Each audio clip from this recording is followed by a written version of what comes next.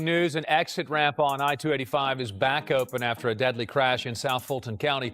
We're learning more this morning about the man killed in the wreck. Local rapper Shawty Lo. If anybody know T.I., I know everybody at school or high school didn't like him. So I got a reward, man. If y'all send me the yearbook pictures or something that's showing where he from, man, I will pay y'all personally, man. You know what I'm saying? Say he got a phone conversation.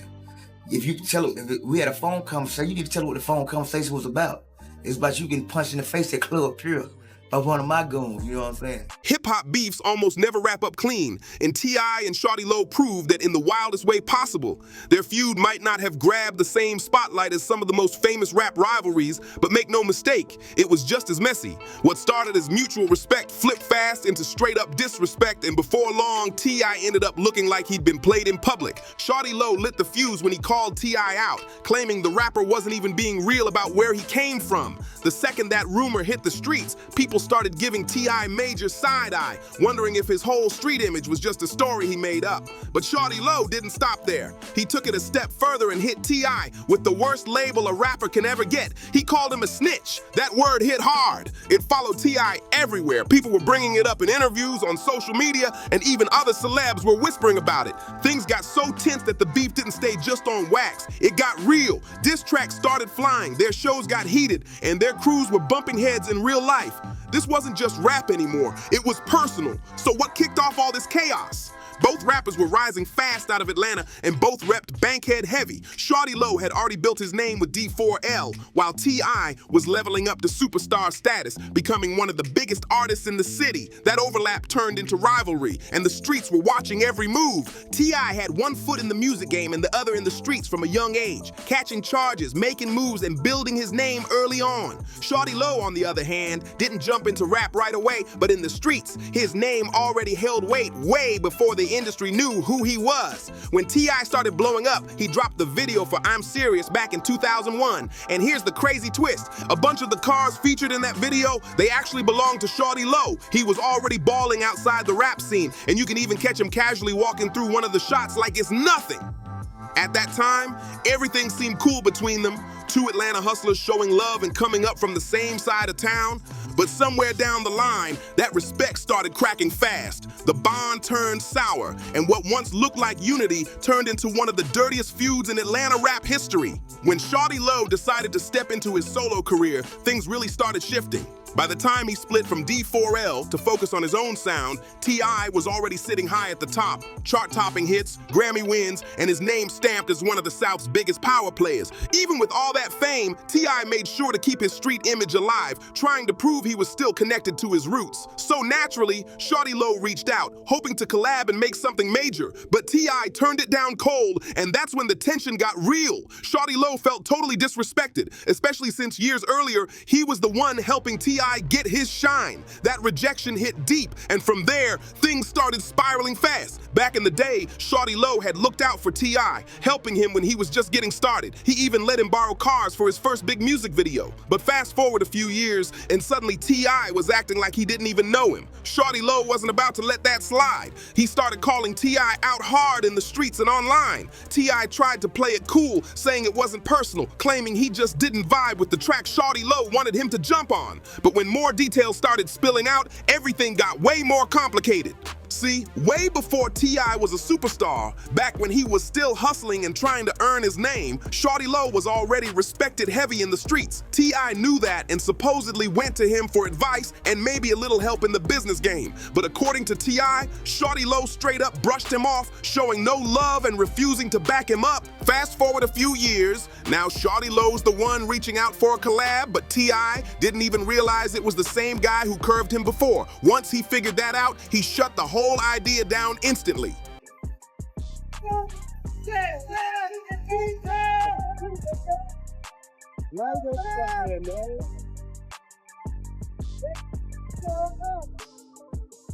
From there, the tension between them just kept growing. It wasn't just about music anymore. It was about pride, respect, and street history colliding. Then about a year before things officially exploded, T.I.'s world flipped upside down. Just hours before he was supposed to perform at the BET Hip Hop Awards in Atlanta, federal agents stormed in and arrested him on some serious charges. They accused him of having 3 unregistered machine guns, 2 silencers, and being a felon in possession of firearms, charges that could have buried his career for good. And here's the wildest part. It turned out the person he was trying to buy the weapons from was secretly working with the feds. That made the whole thing look like a setup straight out of a movie. For T.I., it was a nightmare. He already had a record, and now he was staring down the possibility of a 10-year federal sentence. The whole rap game was watching to see if the King of the South could survive the storm. When T.I. got hit with those federal charges, fans lost it. The streets were buzzing, social media was going crazy, and everyone was sure the King of the South was about to disappear for a long, long time. But then, out of nowhere, things took a wild turn. T.I. pleaded guilty, and instead of getting slammed with a 10-year sentence, he only got 1 year. And it didn't even stop there. He ended up serving just a few months before walking out free. That light sentence had the streets talking non-stop. People were like, wait, how does somebody caught trying to buy machine guns get off with a slap on the wrist? It didn't make sense to a lot of folks, and Shawty Lo wasted no time stirring the pot. In interviews, he leaned right into the rumors, saying things like, deals like that don't just fall out of the sky unless you cooperate with the authorities. He didn't even have to say the word. Everybody knew exactly what he was hinting at. Shawty Lo was calling T.I. a snitch without saying it straight out, and that accusation spread through the rap world like wildfire. But here's where it gets real interesting. Some say T.I. actually fired the first shot way back in 2007. When he dropped Big Things Poppin', fans swore they caught some slick bars aimed right at Shawty Lo. In the track, T.I. raps, "Do it to the maximum, take it while you asking them. Don't listen to them suckers when they say you too irrational. See, I said I was king, and them lames started laughing. Them same suckers now want the king on the track with them." That line hit different.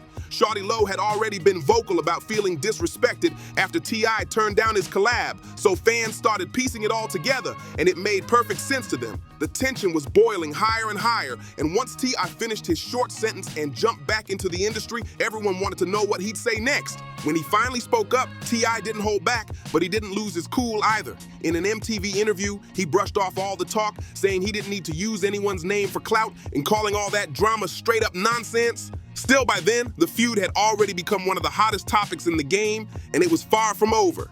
When DJ Sway asked T.I. if he even saw Shawty Lo as real competition, T.I. barely blinked before brushing the whole question off. That quick dismissal hit hard. It was like he didn't even take Shawty Lo seriously, and that only poured gas on the fire. Shawty Lo took it personally and came swinging back with full force. He started tearing into T.I.'s entire image, calling out everything from his lyrics to his street credibility. Shawty Lo zeroed in on T.I.'s biggest claim, being from the west side of Atlanta, repping Bankhead like it was tattooed on his soul. But Shawty Lo flipped the script. He said straight up that people from Bankhead didn't even really know T.I. like that. He accused him of faking his background, creating a made-up street story just to look harder in the game.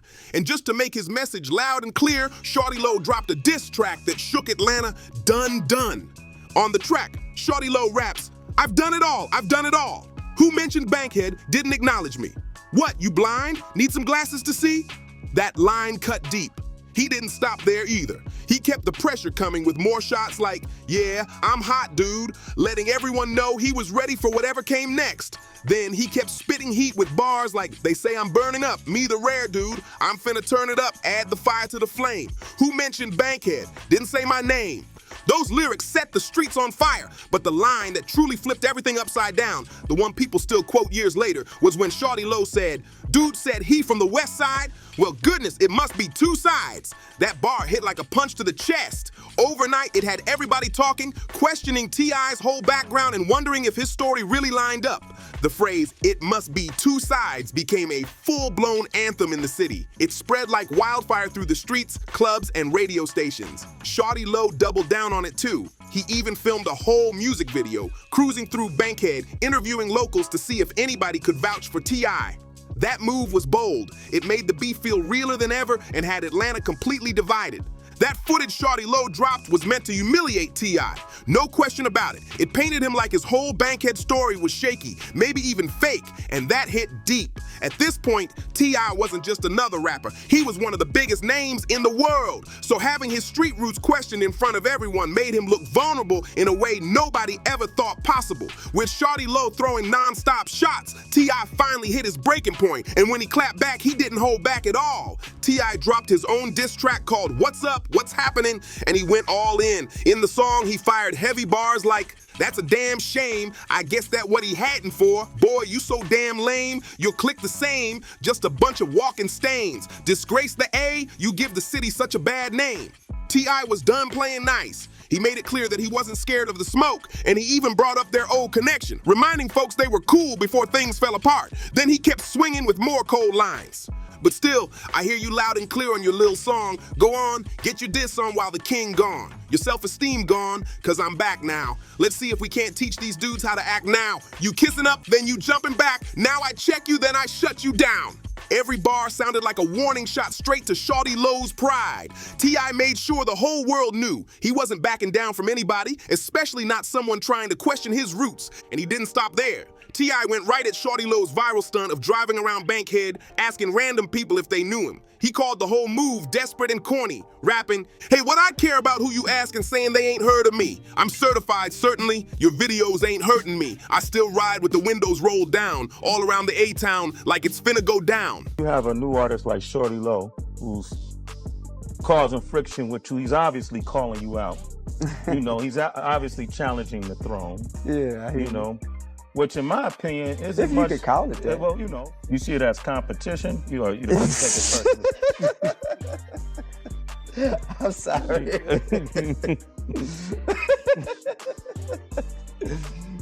That verse hit hard across Atlanta. T.I. basically reminded everyone that his legacy spoke for itself. The beef had gone from slick talk to full-blown war, and now both sides were out for respect, revenge, and a permanent place in hip-hop history. T.I. made it clear from the jump he wasn't hiding from anyone. He stood tall, moving through the city like a man with nothing to fear. Then he decided to stir things up even more, throwing out a slick jab that had everybody talking. He said, "Go on, get yourself hype, cause I yelled Bankhead and you felt left out. I ain't mentioned your name. Is that what all this about?"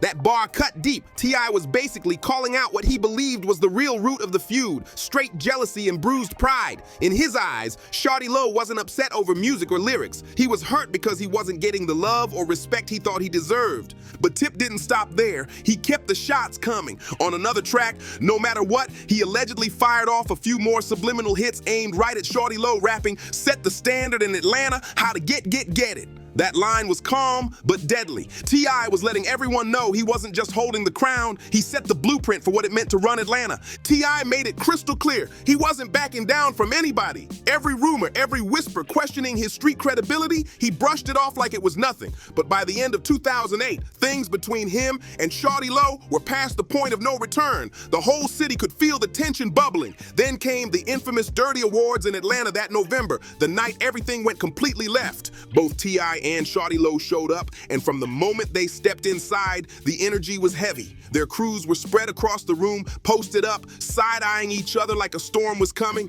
At first, things stayed calm, at least on the surface. People were whispering, watching, waiting. But that peace didn't last long. The second Shawty Lo hit the stage to perform his diss track Dun Dun, the entire vibe flipped instantly, like someone hit a switch. Reports say that while he was performing, members of T.I.'s crew started throwing chairs toward the stage, chairs flying through the crowd, fans ducking for cover. It was complete chaos. Security had to step in and shut everything down for a few minutes before the whole event turned into a riot. During that break, people backstage claimed T.I. and Shawty Lo actually crossed paths and tried to calm things down, at least for the moment. But whatever peace they tried to make didn't last even a heartbeat. As soon as the show picked back up, T.I. hit the stage and he couldn't resist throwing more shade right there in front of everyone. That was the breaking point. The tension finally snapped and the entire place exploded. A wild brawl broke out between both camps, fists flying, people scrambling, the whole venue turning into a battlefield. And in the middle of all that chaos, Shawty Lo himself reportedly caught a hard hit to the face before security finally shut it all down. The Dirty Awards instantly became one of the most infamous nights in Atlanta hip-hop history. The chaos at the Dirty Awards was so wild that people couldn't stop talking about it for weeks. That night turned the beef between Shawty Lo and T.I. into one of the most talked about moments in hip-hop history. Fans, bloggers, radio hosts, everybody had an opinion. The story was spreading like wildfire, and it felt like the situation was only getting crazier by the day. Shawty Lo kept the pressure on too. He started clowning T.I. in interviews, throwing shade left and right, and even claimed that T.I. got punched during the brawl at the awards. Fans couldn't believe it.